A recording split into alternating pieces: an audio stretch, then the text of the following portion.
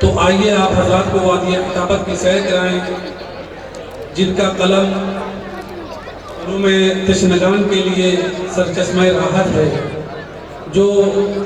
علمی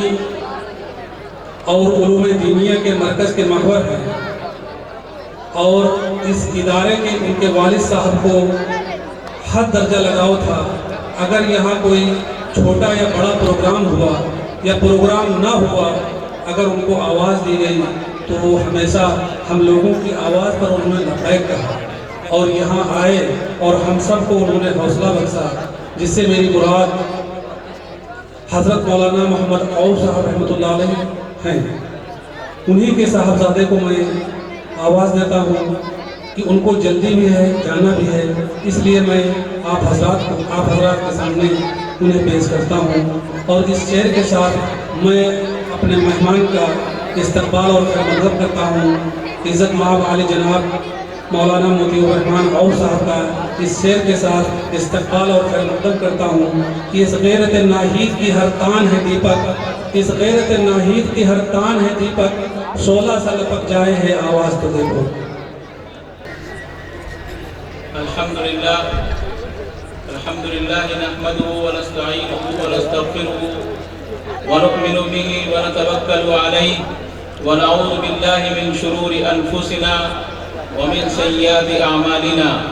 من يهده الله فلا مضل له ومن يضلل فلا هادي له، ونشهد ان لا اله الا الله وحده لا شريك له،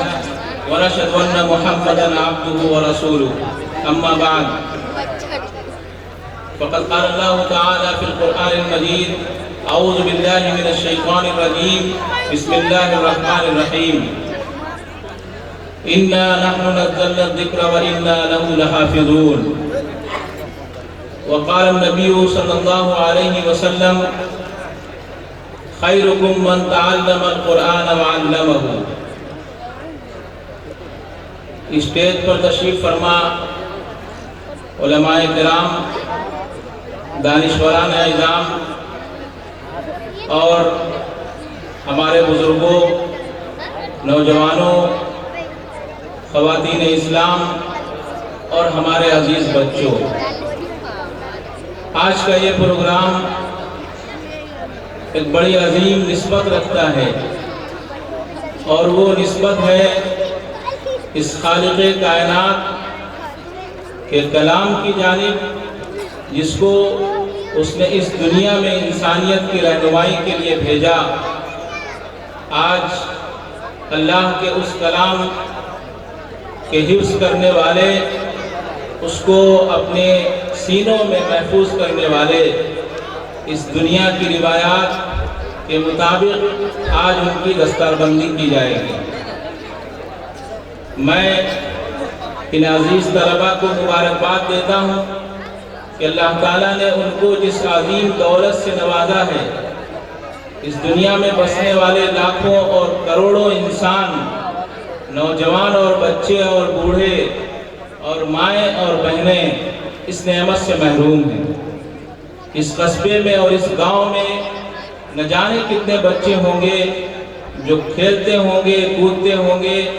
جنہوں نے مدرسوں میں داخلہ بھی لیا ہوگا، لیکن اللہ تعالیٰ نے توفیق نہیں دی۔ تو یہ اللہ تعالیٰ کی توفیق اور اس کا فضل ہے کہ آج ہمارے درمیان وہ معزز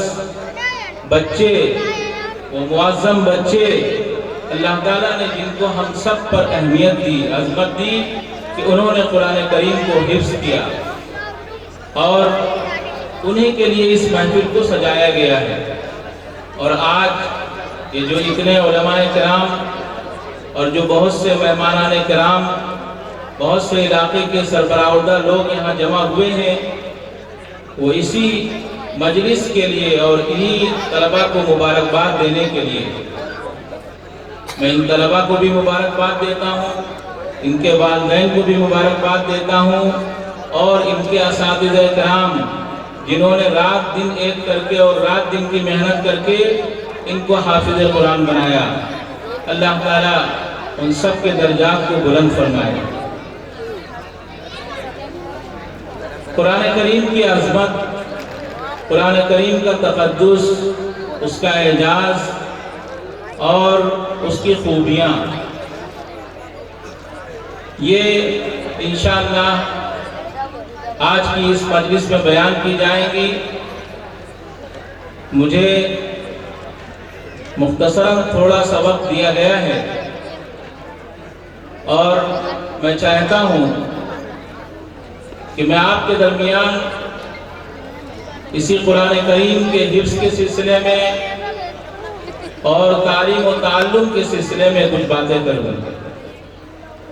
سب سے پہلی بات میں یہ کرنا چاہتا ہوں کہ ہمارے عزیز طلباء جنہوں نے قرآن کریم کو حفظ کیا ہے، اللہ تعالیٰ نے ان کو بہت بڑی نعمت سے نوازا ہے، اللہ تعالیٰ نے ان کو بہت بڑی دولت دی ہے جس کا کوئی بدل نہیں ہو سکتا ہے، لیکن یہ آپ کی منزل نہیں ہے۔ آپ اس کو اپنی منزل نہ سمجھیے۔ یقیناً آپ نے کئی سال سے یہ آرزو کی ہوگی کہ ہمارا قرآن کریم مکمل ہو جائے، ہمارا حفظ مکمل ہو جائے۔ کبھی آپ کے والدین نے، کبھی آپ کے رشتہ داروں نے پوچھا ہوگا کہ کتنے پارے رہ گئے، تو آپ نے کہا ہوگا کہ 8 پارے رہ گئے، 6 پارے رہ گئے، 2 پارے رہ گئے، تو یہ سمجھا گیا ہوگا کہ 1 سال کے بعد، 2 سال کے بعد آپ کا حفظ قرآن کریم مکمل ہو جائے گا۔ تو یہ منزل نہیں ہے، اس کو آپ منزل نہ سمجھیے۔ اس لیے کہ علماء نے حافظ قرآن کو الراحل اور المرتحل کہا ہے۔ راحل اور مرتحل کا مطلب یہ ہے کہ جو پوری زندگی سفر میں رہے، جس کی منزل نہ ہو۔ ظاہر سی بات ہے کہ ہم جس کو منزل سمجھ رہے ہیں، ہم سمجھتے ہیں کہ اب آپ کا سفر شروع ہوا ہے، اس لیے کہ آپ کو اللہ تعالیٰ نے منتخب کیا ہے، آپ کو اللہ تعالیٰ نے چنا ہے قرآن کریم کے حفظ کے لیے، اور یہ ایک بہت بڑا انعام و اکرام ہے اللہ تعالیٰ کی طرف سے۔ تو اب اس کے بعد آپ آگے بڑھیے اور قرآن کریم کے جو تقاضے ہیں، یعنی اس کے معانی کو سمجھنا، اس کے مفاہیم کو سمجھنا، اس کے علوم کو سمجھنا، اس کے رموز کو سمجھنا، اس کے اسرار کو سمجھنا، اس کی نوک پلک کو سمجھنا، اس کے لفظ و معنی کو سمجھنا، یہ آپ کا مقصد ہونا چاہیے اور آپ کا مطلوب ہونا چاہیے۔ اگر آپ نے اپنے دل میں یہ عزم کیا کہ ہم اس قرآن کے مفسر بنیں گے، ہم اس قرآن کی باریکیوں کو جاننے والے بنیں گے، تو آپ نے ایک بہت بڑا عزم کیا ہے۔ اللہ تعالیٰ آپ کو آپ کے عزائم کے سلسلے میں کامیابی عطا فرمائے۔ اور اسی کے ساتھ ساتھ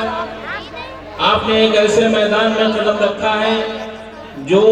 دوسروں سے جدا ہے۔ وہ میدان کیا ہے؟ وہ میدان یہ ہے کہ آپ کے سینے میں جو قرآن کریم اور جو کلام مجید محفوظ ہے، آپ دوسروں سے ممتاز ہیں، اس لیے کہ اللہ تعالیٰ نے قرآن کریم کی حفاظت کا وعدہ کیا ہے، اور جو حافظ قرآن ہے، جس کے سینے میں یہ قرآن کریم محفوظ ہے، ظاہر سی بات ہے اللہ تعالیٰ نے اس کی بھی حفاظت کا وعدہ کیا ہے۔ اور یہ حفاظت دونوں طرح سے ہو سکتی ہے، ایک ہم اس کو دنیاوی حفاظت کہہ سکتے ہیں اور ایک ہم اس کو روحانی حفاظت کہہ سکتے ہیں۔ یعنی جس سینے کے اندر اور جس دل کے اندر یہ قرآن کریم محفوظ ہے، اب اس دل کے اندر کسی طرح کی کوئی قدورت نہیں جانی چاہیے، کوئی گندگی نہیں جانی چاہیے، کوئی ایسی چیز نہیں جانی چاہیے جو اللہ اور اس کے رسول کو ناپسندیدہ ہو۔ یہ جھوٹ سے پاک ہو، غیبت سے پاک ہو، دھوکے سے پاک ہو، مکر سے پاک ہو،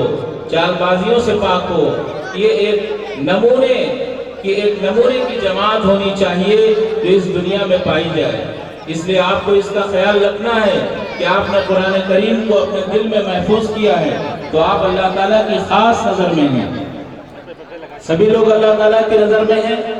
ایسا نہیں ہے کہ کسی پہ نظر کم ہے، کسی پہ نظر زیادہ ہے، لیکن اگر زیادہ نظر ہے تو یہ قرب کا ذریعہ ہے، اور اللہ کے جو نیک بندے ہوتے ہیں اللہ کی ان پر زیادہ نظر ہوتی ہے، اور وہ بھی ہر وقت ٹکٹکی لگائے دیکھا کرتے ہیں کہ اللہ کتنا مجھے چاہتا ہے، کتنا مجھ سے محبت کرتا ہے، اس لیے اللہ آپ سے زیادہ محبت کرتا ہے۔ اس لیے آپ کو اللہ کی زیادہ فکر کرنی ہے، اس کے رسول کے حکموں کی فکر کرنی ہے، اللہ کے حکموں کی فکر کرنی ہے۔ اس لیے سینہ اور یہ جسم تمام برائیوں سے محفوظ رہے۔ اسی کے ساتھ ساتھ میں نے یہ کہا کہ ہو سکتا ہے آپ میں کوئی مفسر بنے، کوئی عالم بنے، کوئی قرآنی علوم و فنون کا ماہر بنے، ایسا بھی ہو سکتا ہے کہ کسی کو آگے اس سے زیادہ علم حاصل کرنے کا موقع نہ ملے، لیکن جس قرآن کریم کو آپ نے یاد کیا ہے، اس قرآن کریم کو محفوظ رکھنا یہ آپ کی ذمہ داری ہے۔ اللہ کے رسول نے اپنی احادیث مبارکہ میں یہ حکم دیا ہے کہ قرآن کریم کی حفاظت کی جائے، اور اللہ کے رسول نے اپنی زندگی میں جو لوگ قرآن کے عالم ہوا کرتے تھے ان کو ترجیح دی دوسرے لوگوں پر۔ چنانچہ آپ بدر کے موقع پر دیکھیے کہ جب صحابہ کرام کو لہر میں اتارا گیا تو جو قرآن کا عالم تھا،